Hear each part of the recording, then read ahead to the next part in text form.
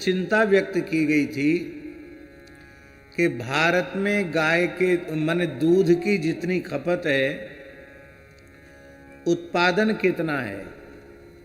तो खपत 100% है और उत्पादन 40% है। कितने प्रतिशत? तो 70% की पूर्ति किससे हो रही है?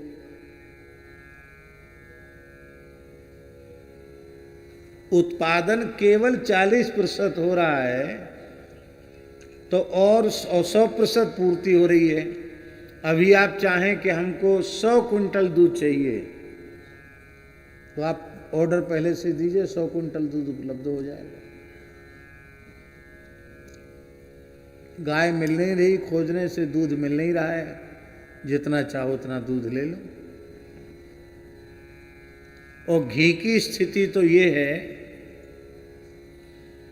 कि हमारे यहाँ ब्रज में पहले हाथरस का घी बड़ा प्रसिद्ध हुआ करता था। क्या? हाथरस का घी। हाथरस का घी का मतलब क्या है? उस जमाने में ब्रज में गोवंश बहुत अधिक था और घी की सबसे बड़ी मंडी हाथरस में थी। कलकत्ते तक, बिहार, बंगाल, जाने कहां कहां तक हाथरस से घी जाता था।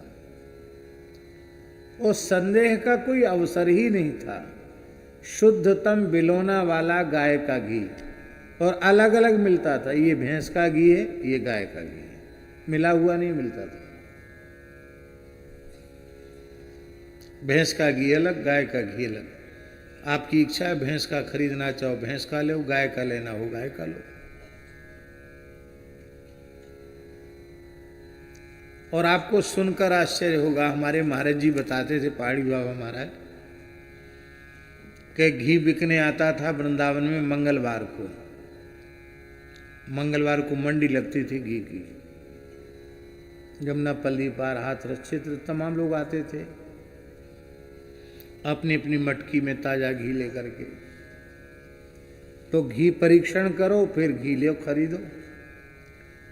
तो 2-3 सेर घी खरीदने वाले लोग भी आधा पाव घी खा जाते थे, तब 1 सेर 1.5 सेर घी खरीदते थे। लोग घी चखाते थे, हमारा घी चख के देखो कैसा घी है। घी छको, फिर हाथ धो, फिर घी पसंद आया हो तो घी लो। उसकी कोई चखने की कोई कीमत नहीं होती थी कि चखने की कोई कीमत। 10 जगह घूम गया तो बोले पाव 1.5 पाव घी आदमी खा के आता था बाजार में।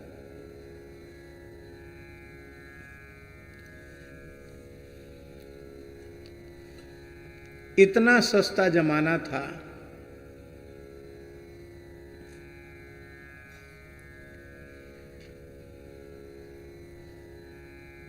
₹1 का 1.5 सेर,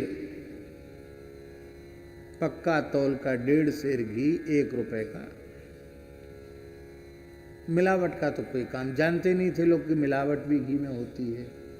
उस समय ये नहीं लिखना पड़ता था शुद्ध घी, क्योंकि लोग समझते नहीं थे कि घी में भी कोई अशुद्धि होती है। शुद्ध तो विशेषण तब लगाना पड़ा जब घी में मिलावट होने लगी। और अब शुद्ध घी भी विश्वास के योग्य नहीं है, स्थिति आ गई।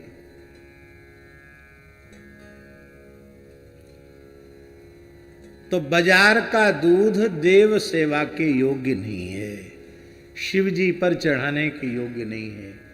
यदि वेद लक्षणा भारतीय देसी गाय का दूध शिव जी पर चढ़ाने के लिए, शालिग्राम जी के अभिषेक के लिए उपलब्ध न हो तो आप पवित्र जल से अभिषेक कर दें, वो ज़्यादा अच्छा है। लेकिन दूध से अभिषेक करना हो तो तभी अभिषेक करें जब भारतीय देसी गाय का दूध आपको प्रामाणिक रूप से उपलब्ध हो। गिरिराज जी में लोग दूध की परिक्रमा लगाते हैं, दूध की धारा। गिरिराज जी में दूध चढ़ता है, क्विंटलों नहीं टनों दूध रोज चढ़ता है, टनों। जो व्यक्ति आता वो दूध चढ़ाता है गिरिराज जी में। केवल मुखारविंद पर नहीं, जहां जहां दान घाटी, पूंछरी और जहां जिसको सुविधा मिलती वहीं दूध चढ़ाता है।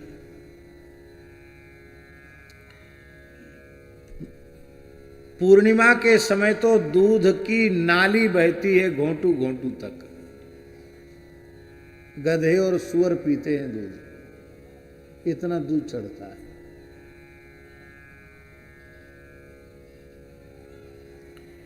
पर वो दूध कैसा है? भारतीय देसी गाय का दूध नहीं, वही बाजार का दूध। और दूध बेचने वाले क्या मिलाकर भगवान जाने दूध बना देते हैं, पता नहीं। हमारे सूरश्याम गौशाला के संस्थापक पूज्य श्री ठाकुरदास बाबा विराजमान थे। भगवत प्राप्त जीवन मुक्त सिद्ध संत थे। उनके शरीर में भयंकर जलन पैदा हो गई, खुजली, एकदम लाल पड़ गया शरीर, बड़ा कष्ट, भारी कष्ट, दवाई लेते नहीं। हम सभी लोगों को बड़ी पीड़ा थी बाबा के कष्ट को देखकर। एक दिन बाबा की सेवा में रहने वाले संत ने कहा, बाबा आपकी पीड़ा हमसे सही नहीं जाती है, आप बताओ आपके इस व्याधि के शमन का उपाय क्या है।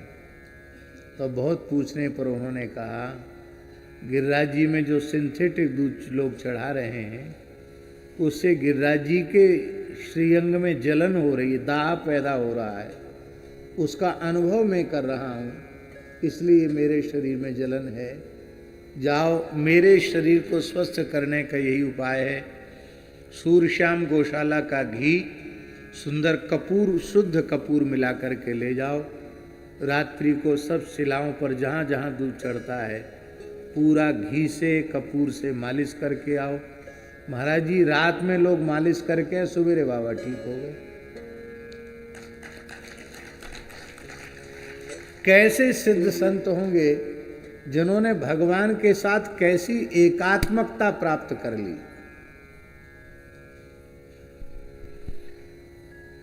तो हम लोगों ने भी गिरिराज जी का अभिषेक किया था, गो यात्रा निकली थी तो गिरिराज जी का अभिषेक किया था।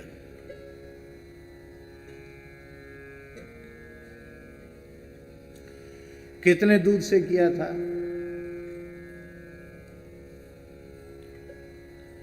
20 टन दूध आया था, 20-21 टन दूध। आप लोग कहेंगे आपने भी सिंथेटिक से किया होगा। हमने पथमेड़ा से दूध मंगाया था, जहां आज भी 1.5 लाख से ऊपर गोवंश निवास कर रहा है। विश्व की सबसे बड़ी गौशाला है पथमेड़ा। और गो सेवा के क्षेत्र में कार्य करने वाले प्रत्येक व्यक्ति को अपने जीवन में एक बार पथमेड़ा गोधाम की गो सेवा देखना चाहिए कि वहाँ कैसे पूज्य भाव से गो सेवा होगी। अभी नंदगांव को तो पूज्य पथमेड़ा महाराज ने ऐसा बना दिया है कि वहाँ गाय को बाहरी चारे की आवश्यकता कम से कम पड़े, प्राकृतिक चारे से ही गाय अपना पोषण कर ले। बहुत बड़ा काम है, देखने योग्य, प्रेरणा लेने योग्य कार्य। तो राम जी वहां से टैंकरों से दूध मंगाया था पथमेड़ा से, और फिर गिरिराज जी का अभिषेक हुआ था। वही दूध की धारा 7 कोस में लगाई गई थी। एक अद्भुत दृश्य था। जिन लोगों ने अपने नेत्रों से दर्शन किया उनको लगा कि हम फिर से द्वापर युग में पहुंच गए हैं, मानो कृष्ण बलराम स्वयं गिरिराज जी का अभिषेक कर रहे हैं। ऐसी सुंदर झांकी हुई थी। इसलिए शिवजी का अभिषेक करें तो भारतीय देसी गाय के दुग्ध से ही करें। किसी बालक की मंद बुद्धि हो, कम दिमाग हो, बहुत उत्तम मेधा प्राप्त करना चाहता हो, तो उस बालक के निमित्त यदि षडंग रुद्राभिषेक वेद लक्षणा भारतीय देसी गाय के दूध में मिश्री मिला करके मीठे दुग्ध से भगवान शिव का अभिषेक कराया जाए और कुछ काल तक लगातार अनुष्ठान चले, बालक के नाम गोत्र से संकल्प हो तो निश्चित बालक विशिष्ट मेधा से युक्त हो जाएगा। ऐसे कितने प्रयोग। तो तब से श्रावण मास में भगवान शिव को दूध चढ़ाने की परंपरा आरंभ हो गई। तब सबने भगवान शिव से प्रार्थना की और भगवान शिव ने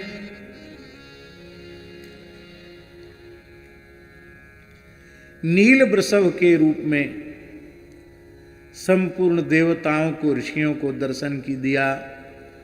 उसमें नील वृषभ के दाहिनी ओर चक्र का चिन्ह अंकित किया गया और बाईं ओर पुट्ठे में त्रिशूल का चिन्ह अंकित किया गया और कहा गया कि जो नील वृषभ का दान करता है वह अपने संपूर्ण पितरों के सहित जो है मोक्ष को प्राप्त करता है।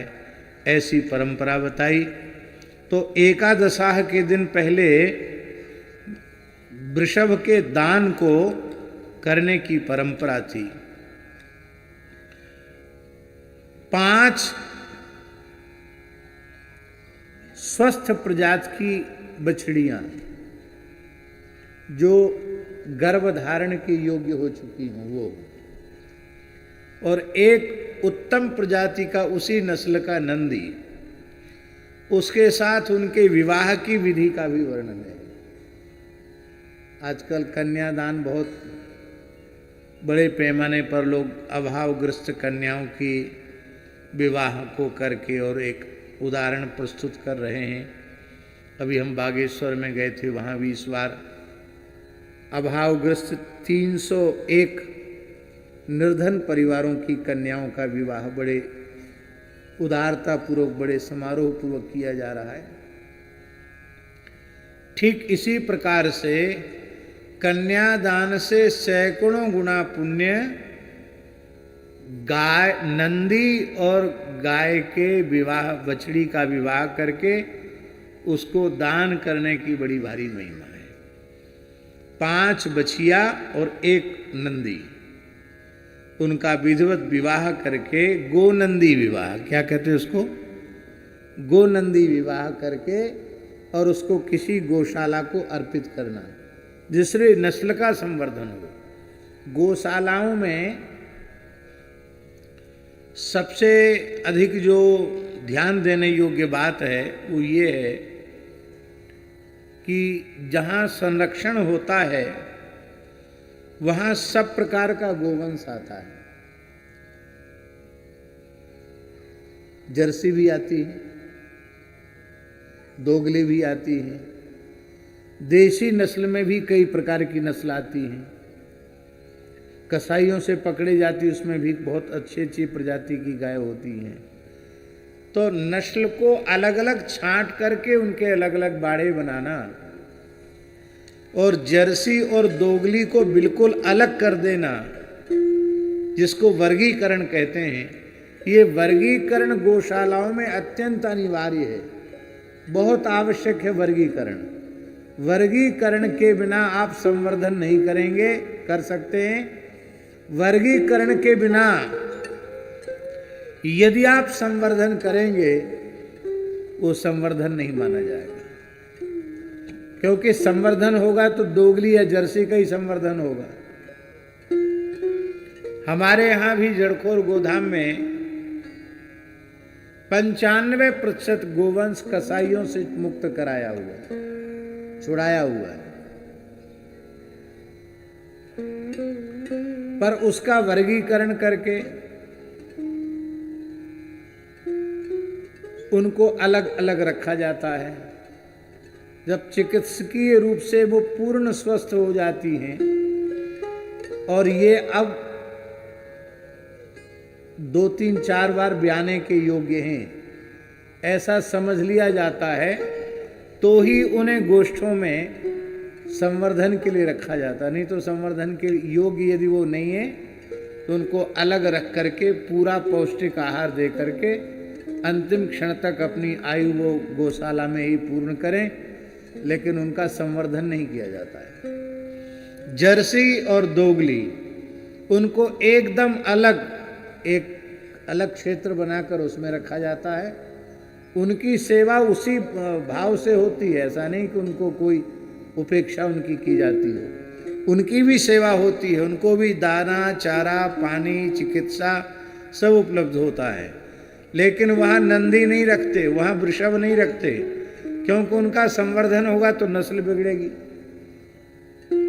वे अपने अंतिम समय तक अपनी श्वास वहीं लें, वहीं पूरी करें, बाकी उनका संवर्धन नहीं। देसी गायों में भी जो दुर्बल हैं, वृद्ध हैं अथवा रुग्ण हैं, उनको भी नंदियों के संपर्क से बचाया जाता है, क्योंकि कमजोर गाय के जो बछड़ा बछिया होंगे वो भी नस्ल को गिराने वाले होंगे, उससे नस्ल का संवर्धन नहीं होगा, उससे नस्ल का क्षरण होगा। तो दो चीजें बहुत आवश्यक हैं, एक संरक्षण और दूसरा संवर्धन। संरक्षण के बिना संवर्धन नहीं और संवर्धन के बिना संरक्षण का कोई अर्थ नहीं। ये दोनों एक दूसरे के ऐसे अंग हैं कि एक के बिना दूसरे की चर्चा आप नहीं कर सकते। दुर्भाग्य है, इस देश में कुछ ऐसी संस्थाएं भी काम कर रही हैं जो गाय के प्रति पूज्य भावना नहीं रखती है। उनकी वेद में श्रद्धा नहीं है, उनकी इतिहास पुराण में श्रद्धा नहीं है, उनकी वर्णाश्रम में श्रद्धा नहीं है। वो गीता भागवत रामायण को नहीं मानते, गाय को नहीं मानते, गाय को पशु मानते हैं। जैसे सब पशु ऐसे गाय भी पशु है। तुलसी को नहीं मानते, देवी देवताओं का प्रसाद नहीं लेते हैं। और अधिकांश सभ्य समाज, शिक्षित समाज, ऐसी संस्थाएं जो विधर्मियों से भी गई बीती हैं, उनसे लोग जुड़ते चले जा रहे हैं। उनसे भारतवर्ष का बहुत बड़ा विनाश हो रहा है, भारतीय सनातन संस्कृति का बहुत बड़ा विनाश हो रहा है।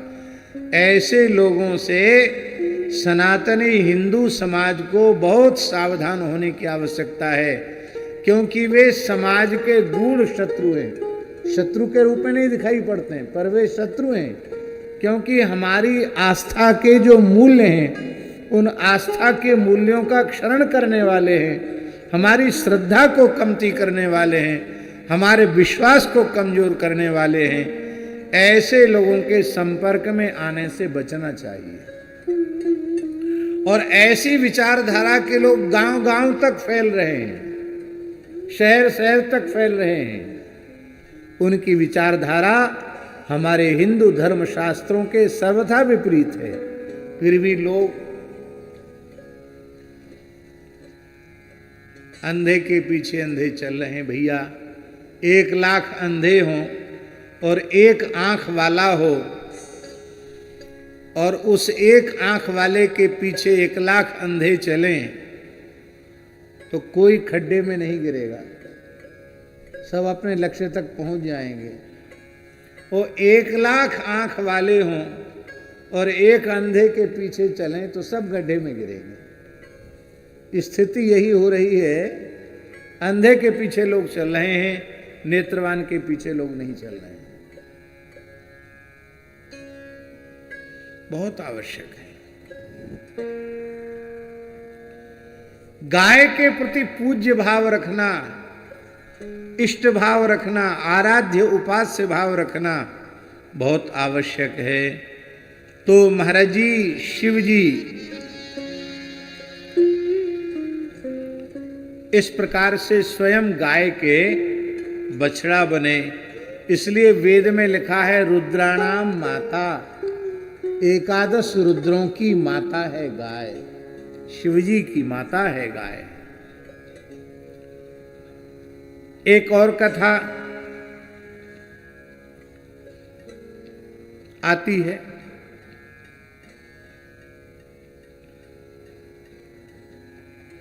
एक समय भगवान शिव कैलाश में विराजमान होकर के तप कर रहे थे और उसी समय आकाश में जहां शिव जी तप कर रहे हैं कैलाश में, ठीक उसके ऊपरी भाग में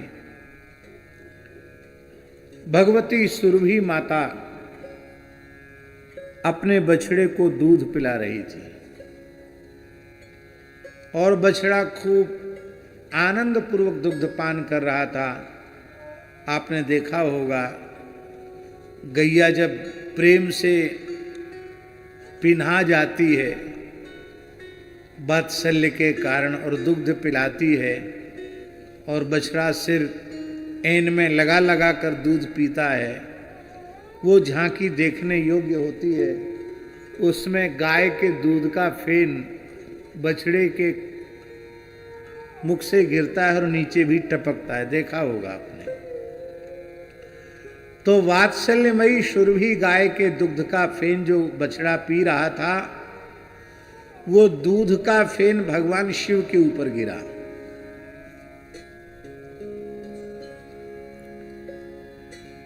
उस समय भगवान शिव महिमा न जानते हों गाय की, ऐसी बात नहीं है। ये महाभारत की कथा में लिखा है। महाभारत के अनुशासन पर्व के 77वें अध्याय में 20 से 29 तक श्लोक हैं, जिसमें इस प्रकार की बात लिखी है। सवत्स मुग बिभ्रष्टो भवस्य भुवि तिष्ठतः शिरस्य वाप तत्क्रुद्धा स तदीक्षित च प्रभु। जब बछड़े का फेन शिवजी के मस्तक के ऊपर, जटाओं के ऊपर गिरा तो शिवजी को थोड़ा क्रोध हुआ और शिवजी ने क्रोध पूर्वक गायों को देखा।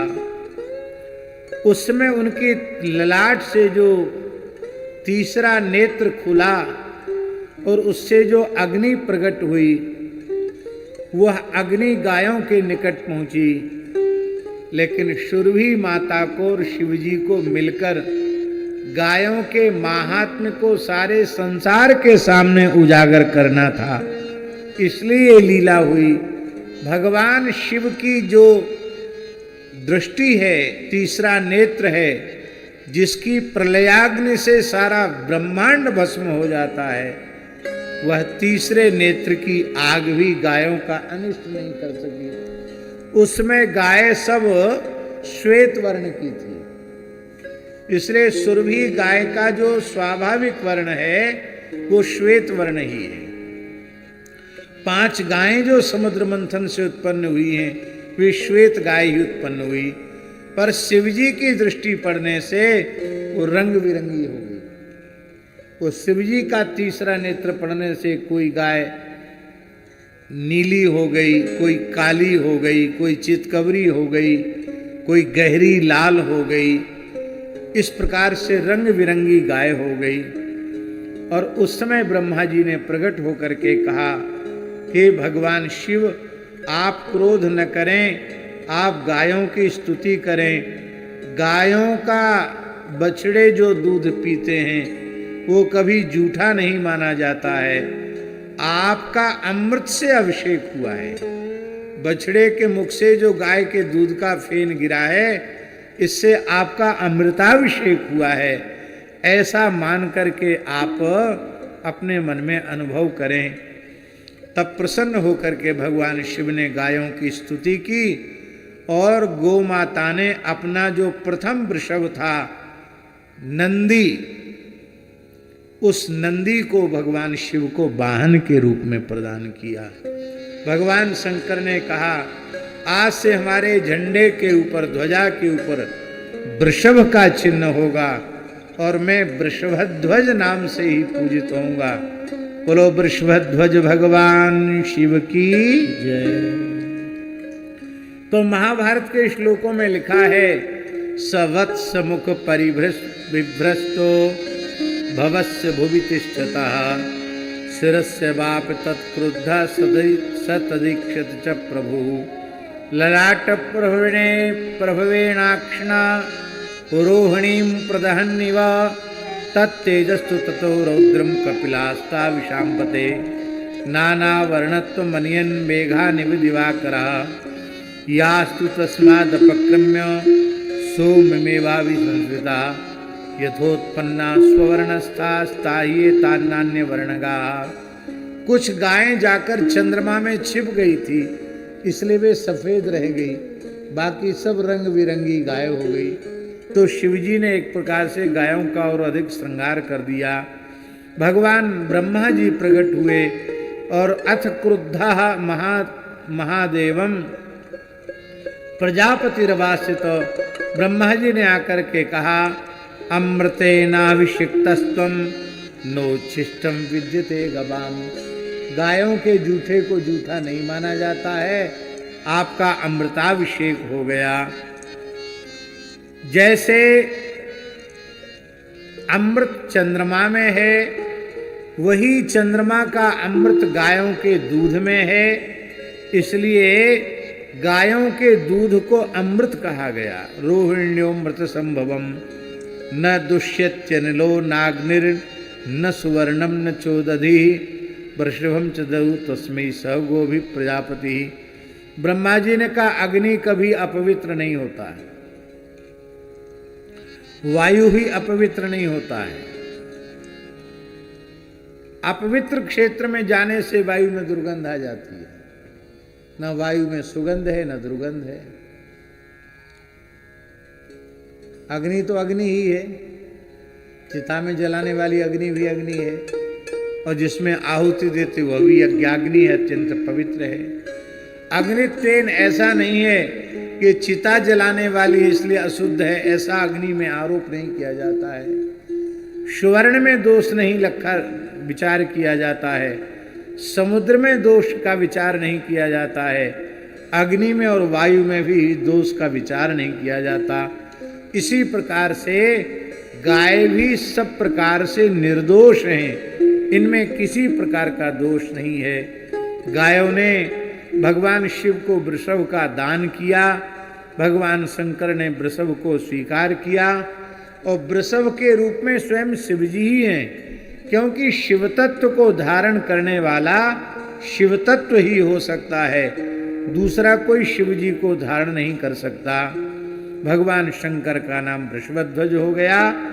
ईश्वरस्य गवाम मध्ये वृषभांक प्रकीर्तिता। तब सब लोगों के मध्य में भगवान शंकर का नाम वृषभांक हुआ। बोलो वृषभांक भगवान शिव की जय। कौन ऐसी देवी है जो गोभक्ता न हो? हम इसी विषय पर आज वक्तव्य दे रहे हैं। गणेश जी गोभक्त, ब्रह्मा जी गोभक्त, शिव जी गोभक्त, नारायण गोभक्त।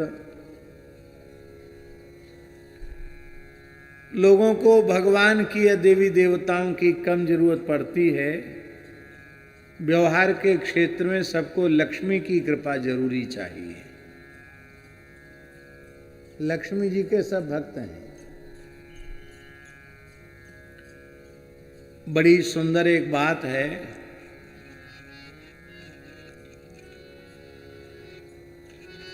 एक प्राचीन मठ की बात है।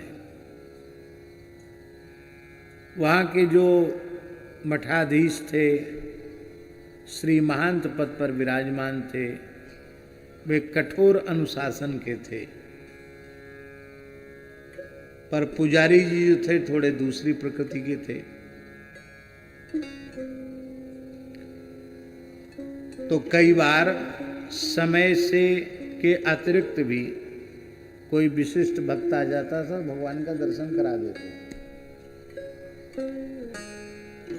और महंत जी के सामने प्रमाणित हो नहीं पाता। तो एक भगत ही स्वयं परीक्षण करने के लिए गया।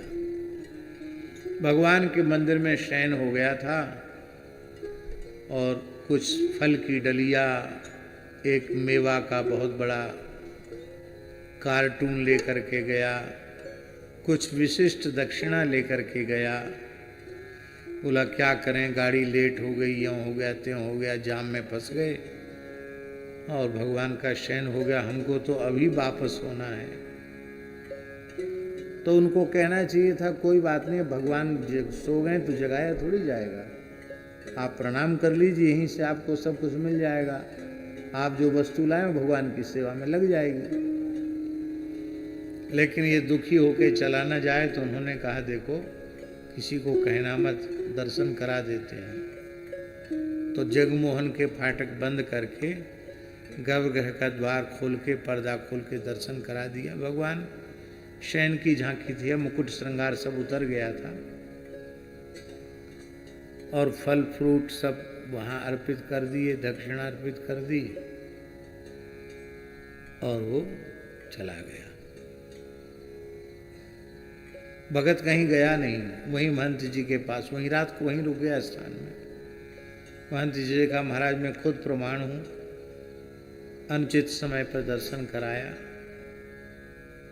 तो सवेरे होते ही पुजारी जी ने उस भगत को बुला के पास में, महंत जी ने भगत को पास में, ये सच्ची घटना सुना रहे हैं आपको,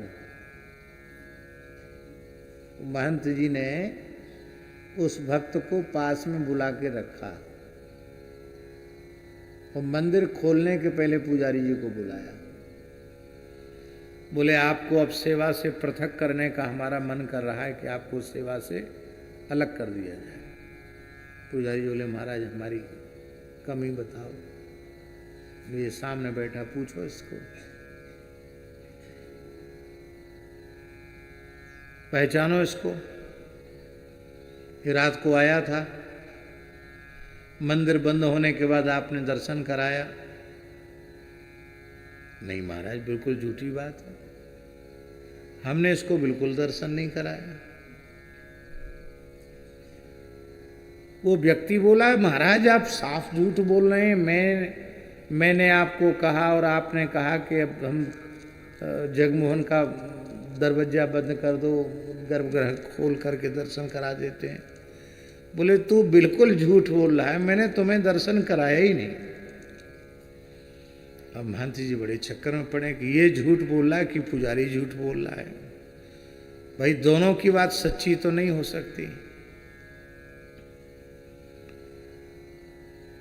तब महंत जी ने पुजारी जी से पूछा कि भाई तुम बताओ। बोले भाई देखो गुरुजी, हमने इसको दर्शन बिल्कुल नहीं कराया, हम इनसे ही पूछते हैं, ये अपने कोठी में निवास कर रहे हों और सेठानी इनकी किसी काम से बाहर गई हों, रात को आने में देरी हो जाए और दरवाजे पे खड़ी हो जाए, कुछ सामान लेने गई थी बाजार में, सामान लेके आने में लेट हो गई, तो बेचारे चौकीदार की क्या हिम्मत जो सेठानी को बाहर खड़ा कर दे।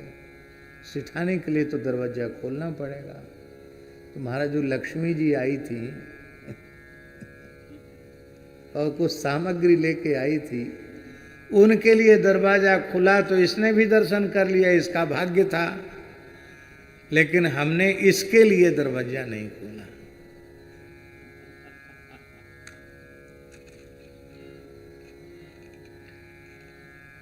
अरे भाई मनुष्य अपने मन के अनुकूल भावों का पोषण करने के लिए अपनी बुद्धि का कितना दुरुपयोग करता है, ये समझने की चीज है।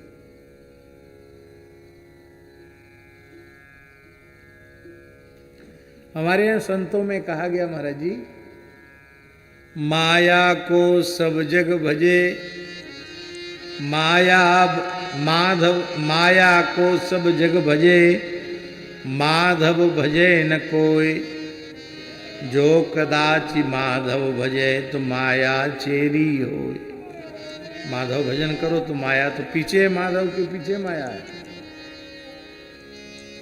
लक्ष्मी जी की कृपा सब चाहते हैं, देवता दैत्य असुर मनुष्य पशु सब लक्ष्मी जी की कृपा चाहते हैं। सौंदर्य की, माधुर्य की, ऐश्वर्य की अधिष्ठात्री शक्ति भगवती महालक्ष्मी है।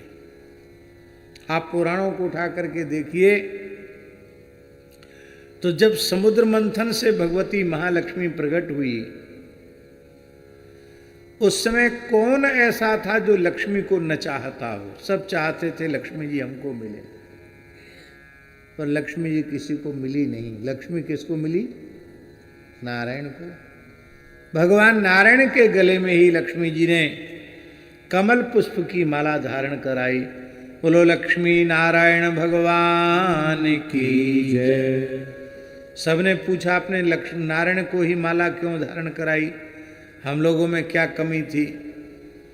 लक्ष्मी जी ने कहा सब में कोई न कोई कमी है। देवताओं में सबसे बड़ी कमी ये है कि वो सुंदर बहुत हैं, धर्मात्मा भी हैं, पर भोगी प्रकृति के हैं।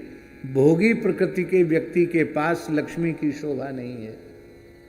दमनशील जो इंद्रियों का दमन करता है उस व्यक्ति के पास धन की शोभा है, इसलिए हम आपके पास नहीं गए। ऋषियों ने कहा हम तो तपोधन हैं, हमारे पास क्यों नहीं आई आप?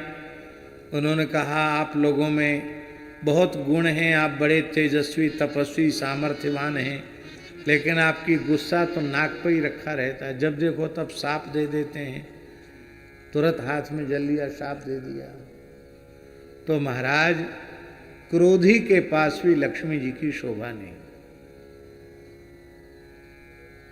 असुरों ने कहा हम बड़े तपस्वी हैं, बड़े बलवान हैं, बड़े पुरुषार्थी हैं, हमारे पास क्यों नहीं? बोले तुम निर्दय हो।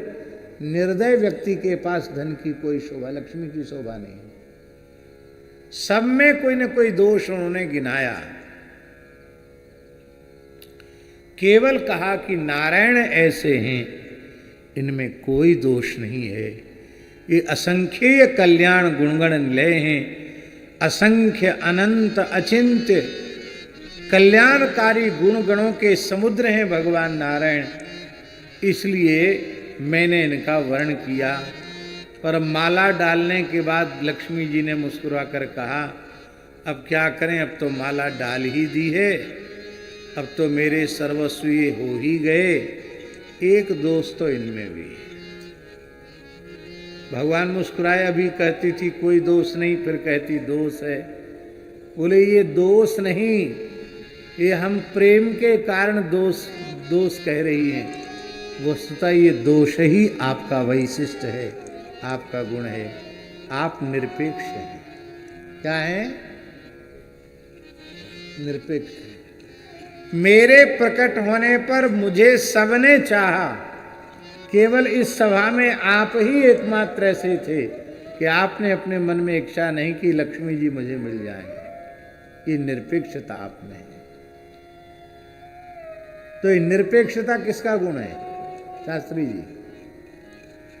ये निरपेक्षता भगवान का असाधारण गुण है। और भगवान का जो निरपेक्षता वाला गुण, जिस निरपेक्षता के गुण के कारण भगवान साक्षात भगवती महालक्ष्मी को भी नहीं चाहते हैं कि लक्ष्मी मेरे गले में आकर जयमाला डाले, वो भगवान का जो निरपेक्षता का गुण है, या तो भगवान के प्राण प्यारे संतों में है या भगवान की प्राण प्यारी गैया मैया में है। तीन में ही निरपेक्षता का गुण है। संतों में निरपेक्षता का गुण है। निरपेक्षम मुनिम शांतम निर्वैरम समदर्शनम अनुव्रजाम्यहम नित्यम पूये ये त्यंग्रे ऋण भी तितिक्षव कारुणिका सुहृदः सर्वदेहिनाम अजात शत्रुवत्सान्ता साधवः साधुभूषणा मय्यनन्येन भावेन भक्तिं कुर्वन्ति ये दृढाम् मत्कृते त्यक्त कर्माणः त्यक्त सुजन बांधवा मदाश्रया कथा मृष्टम मृष्टा शृण्वन्ति कथयन्ति च तपन्ति विविधास्तापा नैतान् मद्गच्छेसा तयेते साधवः साध्वी सर्वसंग विवर्जिताः संगस्ते स्वथते प्रार्थ्य संग दोषरायिते। इसमें भी संतों का प्रधान गुण निरपेक्षता है। जिनको कबहु न चाहिए कछु तुम सन सहज सने बसहु निरंतर तासु उर्सो राउर निजगे। जिनको कभी कुछ नहीं चाहिए। भगवान को तो इसलिए नहीं चाहिए क्योंकि भगवान आत्माराम, आप्त काम, परिपूर्ण काम, परम निष्काम है, सर्वगत, सर्वरूप, सर्वमय है। भला उनको किसकी अपेक्षा है?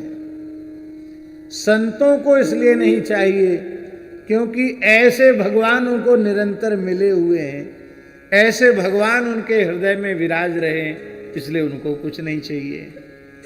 और उन्हीं भगवान का साक्षात स्वरूप गाय है, इसलिए गाय भी निरपेक्ष। महाभारत का प्रसंग है। महाभारत के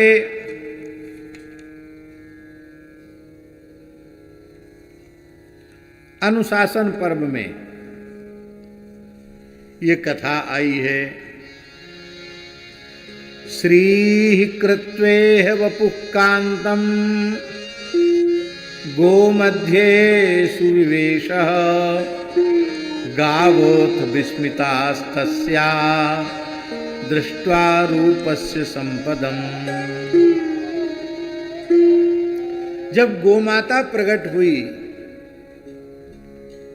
और गोमाता के प्रत्येक अंग प्रत्यंग में संपूर्ण देवी देवता, ऋषि मुनि, संपूर्ण तीर्थ, संपूर्ण नद नदियां, वो सब गाय के श्रीअंग में प्रतिष्ठित हो गई।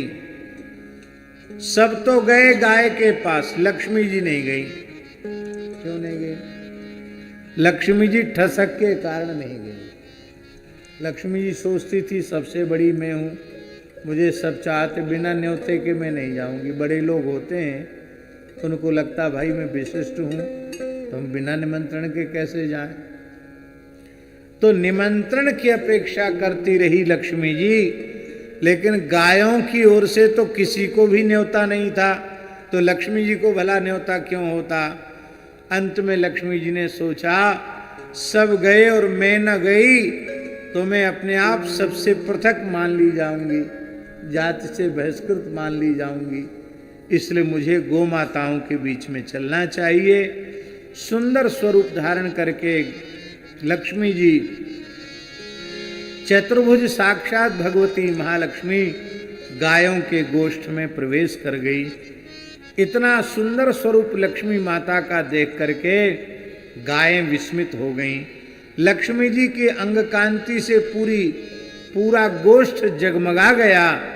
उसमें गायों ने पूछा, इच्छा मत्वाम वयम ज्ञातुम क्वातुम क्वच गमिष्यसि लोक कांतास्मि भद्रम्बा श्रीर्नामाहम परिश्रुता।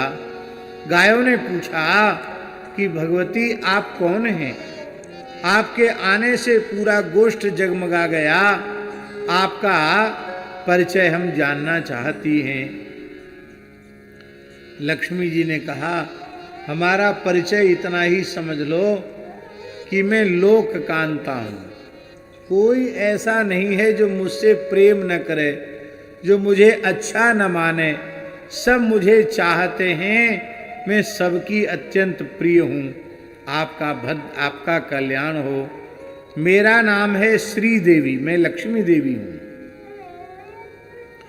मैं जिसकी ओर अपनी कृपा भरी दृष्टि से देख लेती हूं, वो समाज में बहुत सम्मान्य, प्रतिष्ठित और सब प्रकार से पूज्य हो जाता है। मयाभिपन्ना देवाश्च मोदन्ते शाश्वती समाः। श्री जगद्गुरु श्री रामानंदाचार्य भगवान की जय। हम लोग बड़े भाग्यशाली हैं। अभ्युत्थान पूर्वक पूज्य जगद्गुरु जी का आदर करें। श्री राम जय राम जय जय राम। श्री राम जय राम जय राम। श्री राम जय राम जय जय राम। श्री राम जय राम जय जय राम। उसको अलग कर दो, दीपक वाले को अलग कर दो। जय जय राम। श्री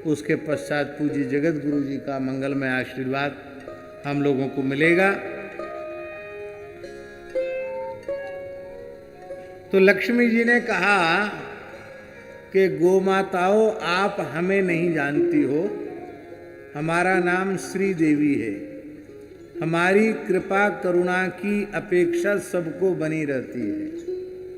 जब हम देवताओं की ओर मुस्कुरा कर देख लेती हैं तो देवता मालव माल हो जाते हैं, जय जयकार उनकी होने लग जाती है।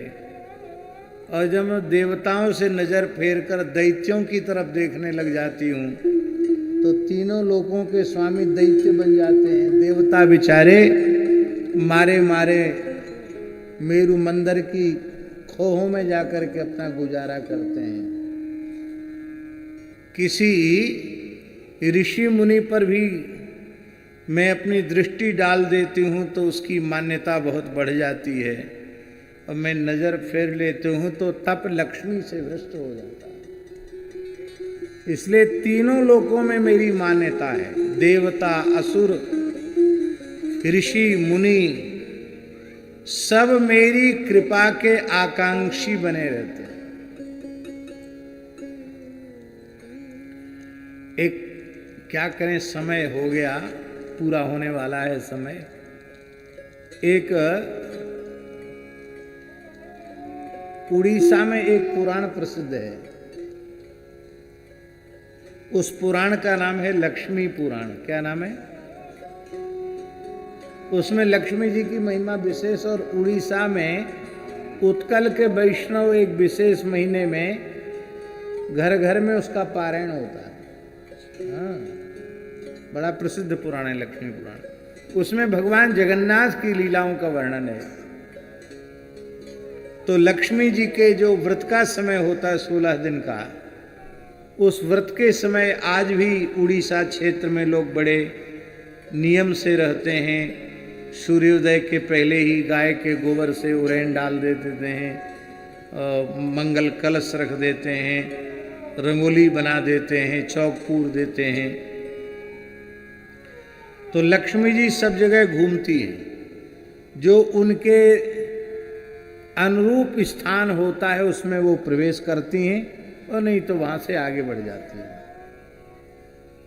तो धन के कारण कुछ उन्मत्त होकर जो कुलीन वर्ग के लोग थे वो सूर्योदय तक सो रहे थे। और एक जगन्नाथपुरी का एक चांडाल था, स्वपच, वो बड़ा जगन्नाथ जी का भक्त था। वो स्नान ध्यान करके बढ़िया गाय के गोबर से लीप करके कदली स्तंभ रख करके और तुलसी के बगीचे के बीच में बैठकर राम राम कर रहा था। लक्ष्मी जी बड़ी राजी हुई, ये ठीक है, ये हमारे लायक है। लक्ष्मी जी भीतर चली गई। श्री जगन्नाथ और उनके बड़े भैया बलभद्र महाप्रभु, श्री दाऊजी और जगन्नाथ जी दोनों सवेरे सवेरे थोड़ा ठंडी ठंडी हवा खा रहे थे। सवेरे का घूमना अच्छा होता है ऐसा लोग कहते हैं। तो जगन्नाथ जी के भी मन में आया होगा, बहुत खाते हैं, सवेरे से रात तक थोड़ा पैदल चलें। तो दोनों भाई विचरण कर रहे थे पुरी में ही। तो